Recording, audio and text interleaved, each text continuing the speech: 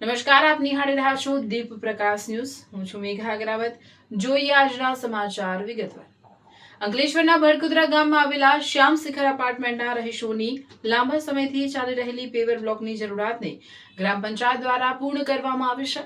એપાર્ટમેન્ટના parking સહિત અન્ય સ્થળોએ પેવર બ્લોકનું કામ પૂર્ણ થતા રહીશોમાં ખુશીનો માહોલ જોવા મળ્યો હતો.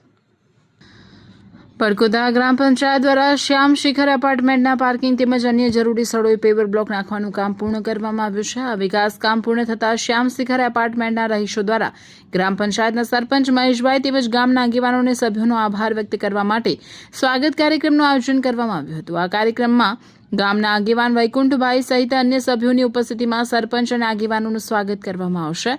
રહીશો દ્વારા જણાવાયું હતું કે એપાર્ટમેન્ટના પાર્કિંગ અને અન્ય સ્થળોએ પેવર બ્લોક નાખવામાં આવતા સ્થાનિક રહીશોને સુવિધા મળશે અને ચોમાસા દરમિયાન પણ પાર્કિંગ વિસ્તારમાં થતી મુશ્કેલીઓમાં ઘટાડો થશે.